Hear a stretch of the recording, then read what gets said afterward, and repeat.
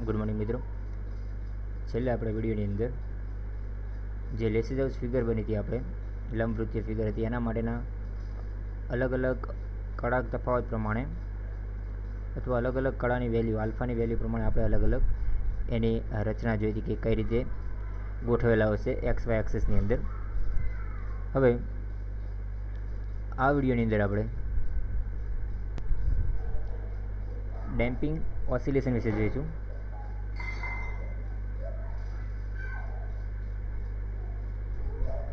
Damping oscillation. हवे damping oscillation मतलब शुं छे कि एक प्रकारना अवरोधकीय माध्यमनी अंदर कोई दोलन होय एने आपणे कही शकीए अथवा गति कहीए पदार्थनी। बरोबर, आपणो प्रश्न ए रीतनो छे कि अवरोधकीय माध्यममां गति एटले के मोशन इन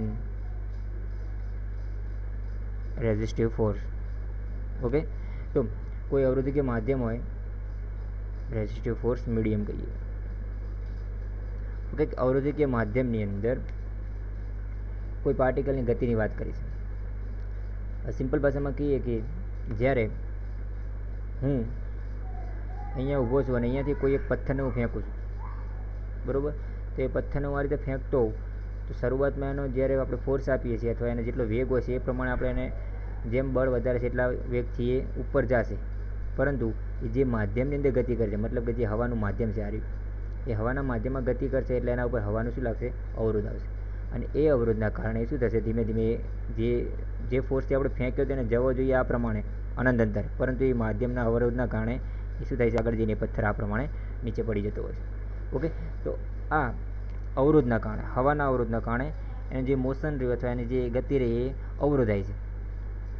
अहींया ए ज वस्तु आपणे दर्शावવાની છે, પરંતુ अहींया आपणे उपयोग करवानो છે एक ऑसिलेशन प्रमाणे, मतलब कि एक आपणे दोलनो दर्शाववाना છે। तो दोलनो दर्शाववा माटे आपणे एक सिम्पल उदाहरण तो लोलकनुं लई शकीए छीए अने ए उदाहरण द्वारा आपणे ए डेम्पिंग ऑसिलेशननो ख्याल मेळवशुं। ओके, एटले के कोई पण पदार्थ दोलन करतो होय तो ए कोई एक तंत्रनी अंदर अथवा कोई एक माध्यममां दोलन करतो होय अने ए माध्यमनी अंदर अलग अलग प्रकारना अवरोधो होय छे। हवाना माध्यममां हवाना अवरोधो होय छे, एटले शुं थतुं होय एमां के ए जे दोलन करता होय छे, अहींया सिम्पल आपणे आ ग्राफ उपरथी सॉरी आ आकृति उपरथी जोईए। धारो के आपणे आगळ एक आ पेन्ड्युलम छे, आ सिम्पल पेन्ड्युलम छे, बरोबर, सादो लोलक छे। तो आ जे सादो लोलक आपणे दर्शावे छे ए सादो लोलक आपणे ज्यारे एने दोलन करावीए छीए એટલે આ બંને સાઈડ આ પ્રમાણે બંને ડાયરેક્શનની અંદર એ दोलन करतो હોય છે, આપણે જાણીએ છીએ। ઓકે, તો એ જ્યારે दोलन કરશે એટલે સમય સાથે એ दोलन શું થશે, ધીમે ધીમે ઘટી જશે। તો એ दोलनो ધીમે ધીમે ઘટવાનું કારણ શું છે કે એને જે આપણે માધ્યમની અંદર એને दोलन કરાવીએ છીએ, અહીંયા હવાનું જ માધ્યમ છે, તો એ હવાનું ઘર્ષણ બળ લાગશે અને એ ઘર્ષણ બળના કારણે એની જે અમુક ઉર્જા હતી એ ઉર્જા શું થઈ જશે, વ્યય થઈ જશે। એટલે કે ઉર્જા એ ઉષ્મા સ્વરૂપે ઘર્ષણના કારણે ઉષ્મા સ્વરૂપે રૂપાંતરિત થતી હોય એટલે એવું અમુક ઉર્જાનું શું થતું હોય, વ્યય થતું હોય છે। આથી એ दोलनो રહે ધીમે ધીમે શું થશે, એના दोलनो ઘટતા જાય છે। ઓકે, તો સિમ્પલ રીતે હું સમજાવું તો આપણે જોઈએ કે ધારો કે હું અહીંયાથી કેન્દ્રથી માંડીને આ જે બિંદુ છે એનો સેન્ટર પોઈન્ટ છે ત્યાંથી હું એને આ રીતે दोलन કરાવું છું, પછી એ આ પ્રમાણે दोलन કરશે, આ બાજુ જશે, એ પ્રમાણે આ બાજુ જશે। હવે ધીમે ધીમે એના दोलનમાં શું થાય છે, ઘટાડો થાય છે આ રીતે। એટલે આ એક પ્રકારની આપણે સિમ્પલ આકૃતિ બતાવી કે ધીમે ધીમે दोलનમાં શું થશે, આપણે આમ આ રીતે આકૃતિ બતાવી કે ધીમે ધીમે એના दोलનમાં ઘટાડો થાય છે અને છેલ્લે શું થઈ જશે, પાછો સેન્ટર પોઈન્ટ ઉપર એ સ્ટેબલ થઈ જાય છે। ઓકે, તો આ રીતે એના दोलनो આપણે દર્શાવી શકીએ છીએ। હવે આ જે એના दोलनो છે એને હું ગ્રાફ સ્વરૂપે દર્શાવી દઉં, આને હું અહીંયા ગ્રાફ સ્વરૂપે દર્શાવી દઉં। આ જે ડાયરેક્શન છે બે બાજુ એ કેટલા કંપ વિસ્તારની અંદર दोलन કરે છે, તો એ કંપ વિસ્તાર થઈ ગયો, આ એનો સેન્ટરવાળો ભાગ થઈ ગયો। ઓકે, અને ધારો કે એ જ વસ્તુ અહીંયા દર્શાવી દઉં, આ સમય છે આપણે ટીને દર્શાવી દઈએ, આ બાજુનો ભાગ એ સમયમાં થતો વધારો બતાવે છે અને શરૂઆતના સમયમાં તમે જુઓ તો એક કંપ વિસ્તાર ખૂબ મોટો હોય છે, પછી ધીમે ધીમે સમય વધતો જાય એમ કંપ વિસ્તાર શું થતો જાય છે, ઘટતો જાય છે, મતલબ કે એના दोलनो ઘટતા જાય છે। તો અહીંયા આપણે એ જ પ્રોસેસનો ઉપયોગ કરીએ। આ ઓ બિંદુ કહી દઉં, આ ઓથી આને હું એ કહી દઉં એ ઉપર અને નીચે બંને બાજુ આપણે લઈએ છીએ એને કંપ વિસ્તાર દર્શાવે છે. કંપ વિસ્તાર કહો અથવા એને કરેલું સ્થાનાંતર. અહીંયા લોલકે હું આ લોલકને અહીંયા લઈ દઉં, બરાબર, આટલા સ્થાને શરૂઆતમાં લઈ દઉં છું આ ભાગની ઉપર, એટલે એનું જે હશે એ સ્થાનાંતર બતાવે છે, આપણે એને એ તરીકે દર્શાવી શકીએ છીએ. ઓકે, તો આ એનું કંપ વિસ્તાર તરીકે આપણે દર્શાવીએ. તો આ જ વસ્તુને આપણે ગ્રાફમાં દર્શાવીએ તો આ પ્રમાણે મળશે આપણને. કે ધારો કે હું એ ગ્રાફ તરીકે આ રીતે એને દર્શાવી શકું છું. ધીમે ધીમે એને કંપ વિસ્તારમાં શું થશે? ઘટાડો થશે. ઓકે, આ રીતે આપણે એના ધીમે ધીમે એના કંપ વિસ્તારમાં ઘટાડો થતો આપણે દર્શાવી શકીએ છીએ. તો સમય સાથે સમય વધે એટલે એના કંપ વિસ્તારમાં શું થશે? ઘટાડો થશે. તો એ અવરોધના કારણે એની જે ગતિ થઈ એ ગતિમાં ઘટાડો થયો અથવા ગતિ અવરોધાઈ, તો આવા દોલનોને આપણે શું કહીએ છીએ? Damping oscillation. એટલે કે અવરોધી કે માધ્યમની અંદર થતી દોલનોની વાત કરીએ, બરાબર. એટલે કે અવમંદિત, જે સિમ્પલ ભાષામાં કહીએ તો અવમંદિત દોલનો. ઓકે, તમને ગુજરાતીમાં પૂછે તો આ રીતે, અને ઇંગ્લિશમાં કહે તો એને કહેવાય છે ડેમ્પિંગ ઓસિલેશન. ઓકે, તો એની અંદર અવમંદન થાય છે, એનો ઘટાડો થાય છે, આપણે એવું એટલે એને દર્શાવી શકીએ છીએ. તો આ વાત થઈ ડેમ્પિંગ ઓસિલેશનની બેઝિક વસ્તુ કઈ રીતે આપણે એને દર્શાવીએ છીએ એ. હવે એને ગ્રાફ ઉપરથી આપણે જોઈએ તો એના ઓસિલેશનમાં એટલે એના કંપ વિસ્તારમાં ધીમે ધીમે શું થાય છે? ઘટાડો થાય છે. આપણે બંને બાજુ જોઈ શકીએ સમય સાથે, સમયના વધારા સાથે એને કંપ વિસ્તાર ઘટતો જાય છે. હવે એના બળ અને એના વેગ વિશે આપણે જોઈએ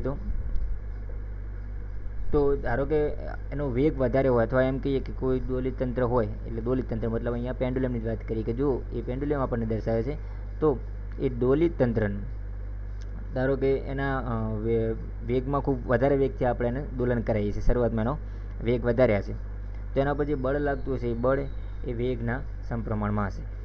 ઓકે, તો હવે એને થોડાક મેથેમેટિકલ ઇક્વેશન દ્વારા આપણે દર્શાવીએ. તો સિમ્પલ ભાષાની અંદર તમે બળનું સમીકરણ એક જાણો છો, F = m. ઓકે, એટલે હું આને ડાયરેક્ટલી કહી શકું F = a તરીકે પણ દર્શાવી શકીશ, કેમ કે જે પદાર્થ લેશે એનું પદાર્થ દળ તો આપણે અચળ જ રાખવાનું છે, દળમાં કોઈ ચેન્જીસ થશે નહીં. તો હું F = a તરીકે દર્શાવી શકું છું, એટલે કે એના સમપ્રમાણમાં છે. અહીંયા એ પ્રવેગ છે, તો ધારો કે પ્રવેગ ઉત્પન્ન થાય છે વેગના કારણે, તો F એ વેગના પણ સમપ્રમાણમાં આપણે લઈ શકીએ છીએ, બરાબર.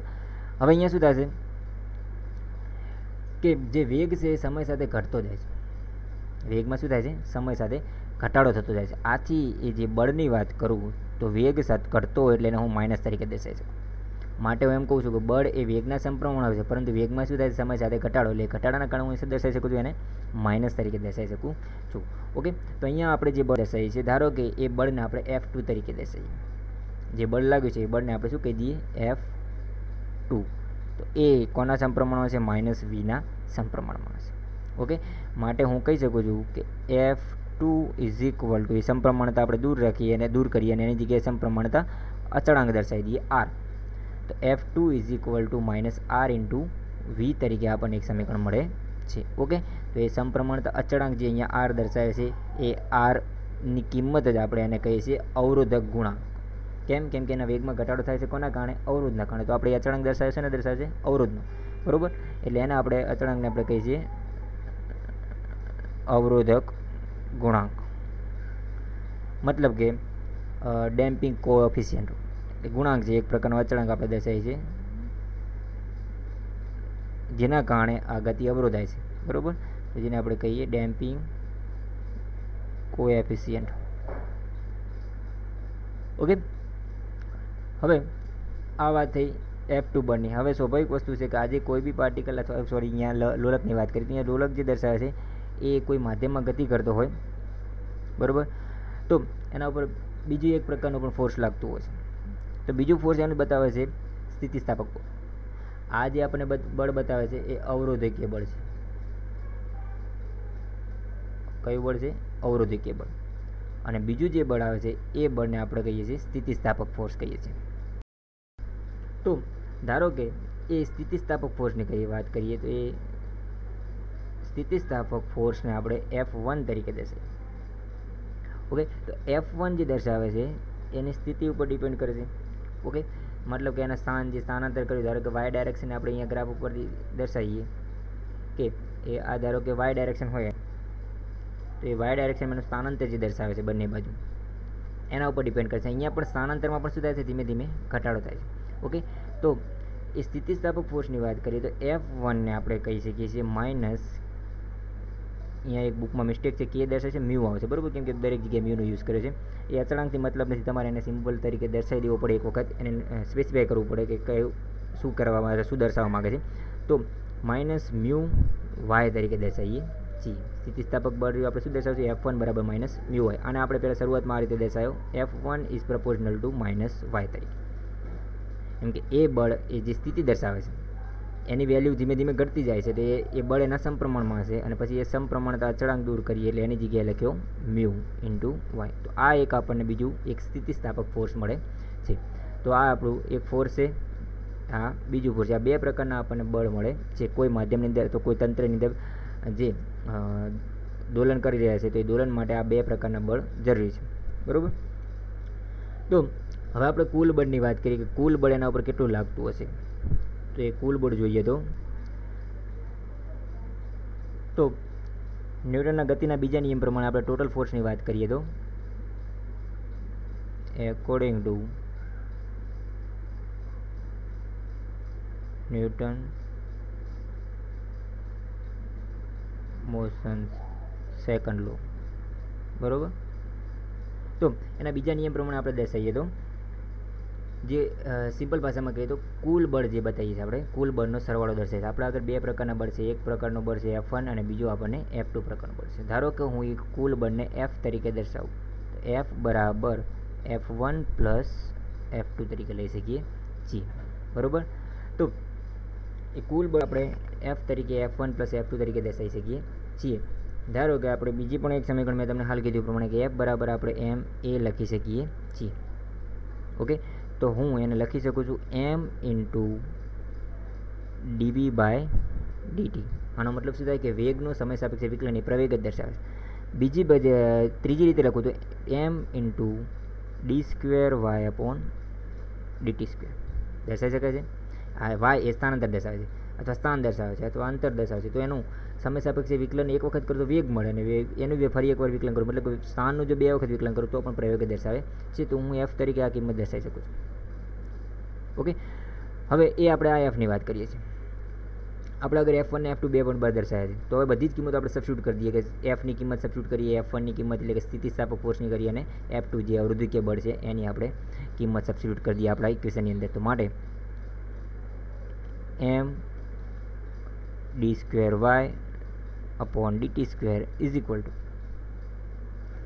F1ની વાત કરીએ તો માઇનસ મ્યુ વાય, કેમ કે એ કિંમત માઇનસ છે, અને F2ની વાત કરીએ તો એ પણ કિંમત માઇનસ છે, R ઇન્ટુ વી છે. આપણે એને વાયમાં કન્વર્ટ કરી શકીએ છીએ, બરાબર. વી એ વેગ દર્શાવે છે, તો માટે હું એને આ રીતે કન્વર્ટ કરી દઉં, M D square Y upon dt square is equal to minus mu y અને માઇનસ R વાય ડોટ અથવા dy બાય dt.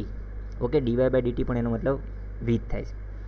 તો આ પ્રમાણે આપણે એ સમીકરણને બધા સમીકરણ આપણે વાયની અંદર કન્વર્ટ કરી દીધા છે, એટલે કે એના સ્થાનના સ્વરૂપમાં આપણે કન્વર્ટ કરી દીધા છે. તો બધાને આપણે ડોટ પ્રોડક્ટ તરીકે દર્શાવી દીધું, મતલબ કે એક વખત વિકલન હશે તેના ઉપર એક ડોટ દર્શાવશું, અને બે વખત વિકલન હોય તેના ઉપર બે ડોટ દર્શાવીએ છીએ.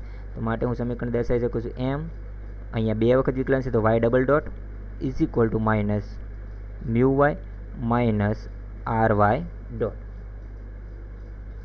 ઓકે, થોડુંક વ્યવસ્થિત સ્વરૂપ આપણે દર્શાવી દઈએ તો જો અહીંયા જે સમીકરણ દર્શાવે છે બે વખત વિકલિત છે, એટલે કે દ્વિતીય ક્રમનું વિકલનનું સમીકરણ દર્શાવે છે.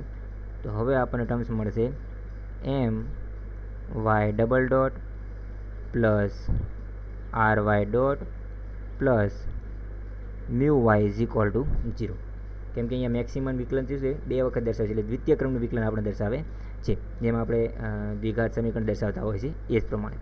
ઓકે, તો આપણે હવે દ્વિઘાત સમીકરણ સ્વરૂપે તેનો ઉકેલ મેળવશું.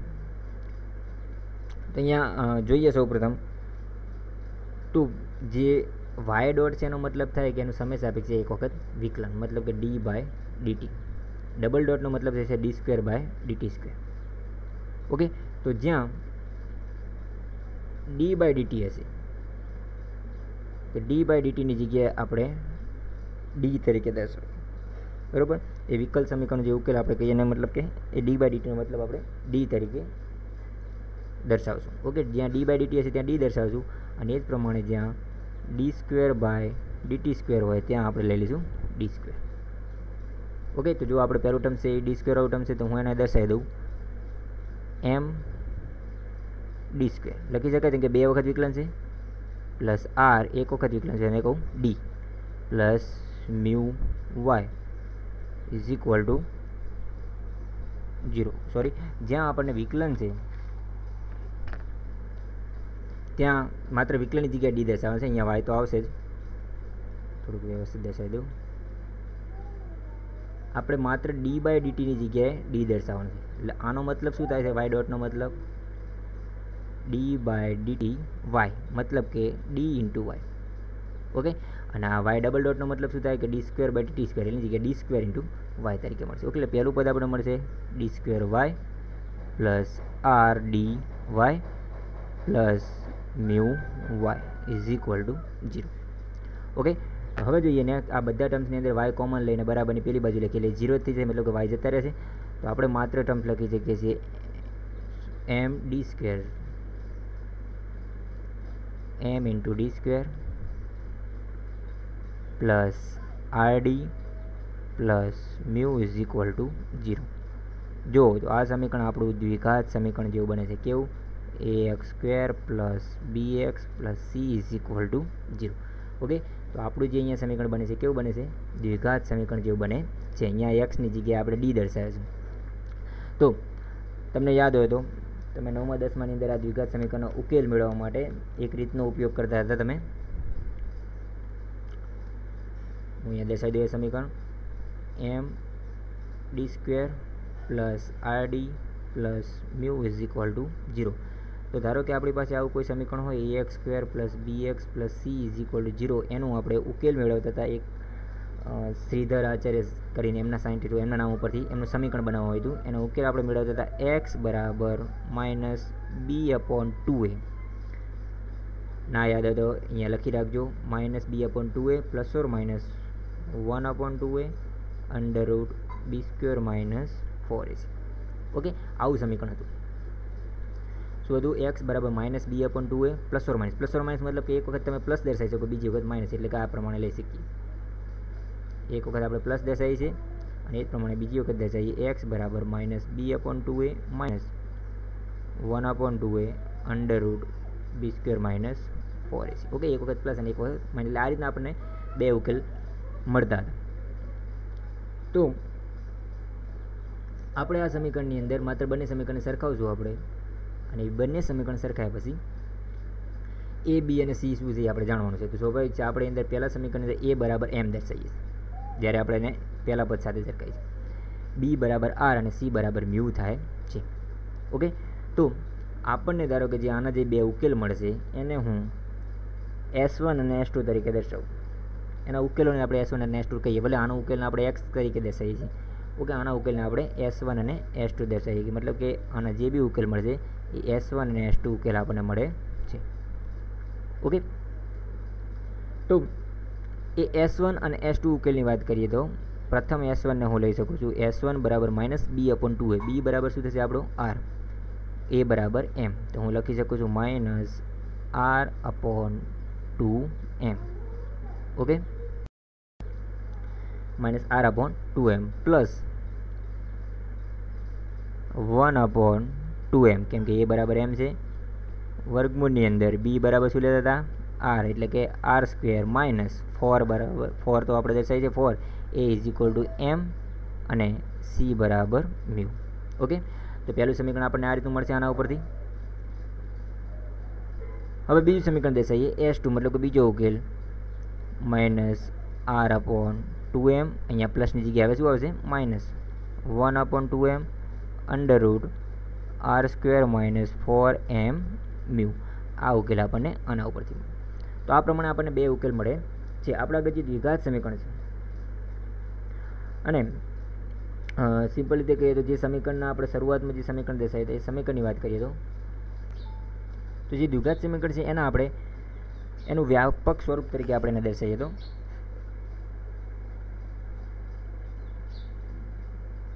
દ્વિઘાત સમીકરણનું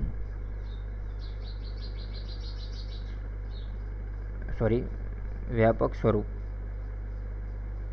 તો એનું વ્યાપક સ્વરૂપ આપણે દર્શાવીએ તો વાય ઇઝ ઇક્વલ ટુ, એના ઉકેલ આપણે વાયની કિંમત દર્શાવવાની શું કે તો y is equal to C1 e raise to S1t plus C2 e raise to S2t. Okay, આ એક વ્યાપક સ્વરૂપ છે, એને યાદ રાખજો કે ધારો કે જે C1 અને C2 છે એ અચળાંકો છે અને એને વ્યાપક સ્વરૂપ એટલે કે એને એક્સપાન્શન સમીકરણમાં દર્શાવે છે, જે ઈ રેસ ટુની ઘાતમાં આપણે દર્શાવતા હોય છે એવા સમીકરણ પ્રમાણે આપણે એને દર્શાવીએ છીએ. તો e raise to S1t plus C2 e raise to S2t તરીકે આપણે દર્શાવીએ છીએ, જ્યાં S1 અને S2 આપણે જે ઉકેલો મેળવ્યા છે એ દર્શાવે છે. ઓકે, ટી સમય દર્શાવે છે, C1 અને C2 એના અચળાંકો છે. તો આ પ્રમાણે આપણને વાયની કિંમત મળતી હોય છે. તો હવે આપણે શું કરશું કે જેના ઉકેલો મળશે આપણને અવરોધક બળ માટે. તો જ્યારે આપણે દ્વિઘાત સમીકરણની વાત કરતા હતા ત્યારે દ્વિઘાત સમીકરણમાં આ એક પદનો આપણે ઉપયોગ કરતા, તમને યાદ હોય તો એને તમે ડી તરીકે દર્શાવતા, ડી બરાબર B² માઇનસ 4AC. અને તમને એ વખતે યાદ હોય તો તમે એને વિવેચક પણ કહેતા હતા, ડી વિવેચકની કિંમત દર્શાવતા B² માઇનસ 4AC. અહીંયા એવું કહેતા હતા કે તમે દ્વિઘાત સમીકરણની અંદર જે A, B અને Cની કિંમત મૂકો અને જો ડીની કિંમત એટલે કે આ જવાબ 0 કરતાં મોટો આવે, જવાબ કેવો આવે 0 કરતાં મોટો, મતલબ કે 0 પછીની કોઈ બી કિંમત 1 2 3 કોઈ બી કિંમત આવતી, બરાબર, 0 કરતાં મોટો આવે, ડી ઇઝ ગ્રેટર દેન 0 હોય, તો ત્યારે તમે કહેતા હતા કે તમને 2 વાસ્તવિક ઉકેલ મળતા હતા, ઉકેલ મળે. દ્વિઘાત સમીકરણમાં આપણે જાણીએ છીએ દ્વિઘાત સમીકરણના મોસ્ટ ઓફ 2 જ ઉકેલ મળે, એટલે કે એક્સ અને એક્સની 2 કિંમતો મળે એવું આપણે કહીએ છીએ, x1 અને x2 તરીકે આપણે દર્શાવતા. ઓકે, કોઈ બી દ્વિઘાત સમીકરણની વાત કરીએ તો એમાં આપણે જો ડીની કિંમત એટલે કે આના ઉપરથી ડાયરેક્ટલી તમને ખબર પડતી કે જો B² માઇનસ 4AC કરું, બીની કિંમત મૂકું, એની કિંમત મૂકું અને સીની કિંમત મૂકું, બાદબાકી કરું, બીનો વર્ગ કરું, તો એ જે બી જવાબ આવતો હતો એ જવાબ જો 0 કરતાં મોટો આવે એટલે કે ડીની કિંમત, એનો આનો મતલબ ડી છે, તો એની કિંમત જો 0 કરતાં મોટી આવે તો એની 2 ઉકેલ મળતા, મતલબ કે તમને 2 ઉકેલ મળશે, x1 અને x2. ઓકે, ત્યારબાદ પછી કહેતા હતા કે જો તમને આની જે બી પ્રોસેસ કરું અને એ પ્રોસેસનો જવાબ 0 આવે, મતલબ કે ડી ઇઝ ઇક્વલ ટુ જો 0 આવે, ઓકે, મતલબ કે એની કિંમત 0 આવતી હોય તો 2 ઉકેલ સમાન મળતા હતા. એટલે અહીંયા આપણે આપણા સમીકરણ પ્રમાણે જોઈએ ને તો એને આપણે સરખાવી શકીએ છીએ B² માઇનસ 4AC ને R² માઇનસ 4M મ્યુ ઉપરથી. ઓકે, આપણે શરૂઆતમાં પહેલાં આના ઉપરથી જોઈએ એટલે પછી તમને ડાયરેક્ટલી ખ્યાલ આવશે. તો ડી ઇઝ ઇક્વલ ટુ 0ની કિંમત, ડી બરાબર 0 કિંમત મળે તો તમને ઉકેલ જે મળે છે એ ઉકેલ કેવો મળે, સમાન ઉકેલ. ઉકેલ કેવો મળે, સમાન, મતલબ કે x1 અને x2ની કિંમત કેવી હોય, સરખી જ હોય, અલગ અલગ નહીં હોય, એક જ કિંમત હશે, મતલબ કે એક કિંમત મળે એવું કહી શકાય અથવા સમાન ઉકેલ મળે છે એવું આપણે કહી શકીએ છીએ. અને એ જ પ્રમાણે જો ડીની કિંમત 0 કરતાં નાની આવે એટલે કે લેસ ધેન 0 આવતી હોય તો એવું કહેતા હતા કે વાસ્તવિક ઉકેલ મળતા નથી, બરાબર, એટલે કે એની કિંમત જે મળતી છે ઉકેલ વાસ્તવિક નહીં હોય, એટલે કે વાસ્તવિક ઉકેલ મળતા નથી, આપણે એવું દર્શાવતા હતા. એક આના ઉપરથી આપણે લીધા B² માઇનસ 4AC. હવે આપણા સમીકરણ પ્રમાણે આપણે દર્શાવીએ તો R² માઇનસ 4M મ્યુ ઉપરથી લેવાના છે. તો R² માઇનસ 4M મ્યુ ઉપરથી એની કિંમત કેવી હોય છે એટલે એના 3 કિસ્સાઓ આપણે બનાવવાના છે. પ્રથમ કિસ્સા છે R is greater than 4M mu. Okay, હવે આ જો તમને કહું કે R² માઇનસ 4M મ્યુ હોય એમાં આરની કિંમત એટલે કે R²ની કિંમત 4M મ્યુ કરતાં મોટી હોય, સ્વાભાવિક વસ્તુ છે, તો એનું જે બાદબાકી કરી છે જવાબ શું આવશે, મને ધન મળશે. તો પ્રથમ કિસ્સો બનશે કે B² માઇનસ 4AC વાળો પ્રથમ કિસ્સો હતો કે ડી ઇઝ ગ્રેટર દેન 0 મળે અને 2 ઉકેલ મળશે, એ પ્રથમ કિસ્સો હશે. એટલે પ્રથમ કિસ્સો આપણે આ દર્શાવવાનો છે પહેલી કન્ડિશન માટે. એ જ પ્રમાણે બીજી કન્ડિશન હશે R is equal two 4M mu. તો આના ઉપરથી તમે જુઓ તો આ બંને કિંમત સરખી હોય તો એમની બાદબાકી શું થાય, 0, એટલે કે ડી બરાબર 0 મળશે, એટલે કે એક ઉકેલ મળે અથવા સમાન ઉકેલ મળે એવું આપણે કહેતા હતા. અને એ જ પ્રમાણે ત્રીજી કન્ડિશન લેવાની રહેશે R is less than 4M mu. તો હવે આમાં જો આરની કિંમત એ આના કરતાં ઓછી હોય તો સ્વાભાવિક છે કે બાદબાકીમાં જે કરશું તો મોટી કિંમત કઈ હશે, R, તો એનો જવાબ શું હોય, માઇનસ આવશે, એટલે કે ત્રીજી કન્ડિશન આવશે ડી ઇઝ લેસ ધેન 0. તો આ પ્રમાણે આ 3 અલગ અલગ કેસીસ અથવા 3 અલગ અલગ કન્ડિશન માટે આપણે એના ઉકેલ મેળવવાના રહેશે. ઓકે, એટલે મતલબ કે વાયની કિંમતો આપણે મેળવવાનું રહેશે. એટલે આપણે આ સમીકરણ પ્રમાણે એ વાયની કિંમતો મેળવશે, લાસ્ટમાં જે સમીકરણ મેળવ્યું છે એના ઉપરથી. ઓકે, કે 2 ઉકેલ હશે તો 2 અલગ અલગ ઉકેલ લખવાના રહેશે. બે અલગ અલગ ઉકેલ મતલબ કે એક ઉકેલ આ અને એક આ ઉકેલ બંને અલગ અલગ છે એવું સમજવાનું છે. બે સમાન હોય તો બંને વેલ્યુ સરખી હશે, બંને કિંમત કેવી હશે? સરખી દર્શાવશું, બરાબર. અને મતલબ કે જ્યારે તમને R² is equal two 4mu હોય ત્યારે બંને આપણે એક જ ઉકેલ મળશે એવું આપણે કહી શકીએ છીએ. અને જો R² - 4mu પહેલી કન્ડિશન લેશું એટલે કે R² ની કિંમત મોટી હશે તો તમે બે અલગ અલગ ઉકેલ લેશો, અને જો નાની કિંમત દર્શાવો ત્રીજી કન્ડિશન તો એ વેલ્યુ અલગ હશે, સોરી એક વેલ્યુ વાસ્તવિક ઉકેલ મળશે નહીં એવું આપણે દર્શાવશું. એ 3 અલગ અલગ કન્ડિશન માટે આપણે નેક્સ્ટ વિડીયોની અંદર ડેમ્પિંગ ઓસિલેશન દર્શાવશું. ઓકે, તો અત્યાર સુધી આ વિડીયોને તમે આટલા સુધી જોયો અને આ સમીકરણ યાદ રાખજો અને આ બે એના ઉકેલ છે એ યાદ રાખજો, કેમ કે નેક્સ્ટ પછી આપણે આ સિદ્ધાંત ઉપરથી એની અલગ અલગ કન્ડિશન આપણે ચેક કરવાની રહેશે. ઓકે, તો એ અલગ અલગ ડેમ્પિંગ ઓસિલેશન કેવા હોય છે એ આપણે એ નેક્સ્ટ વિડીયોની અંદર દેખીશું. Okay, thank you.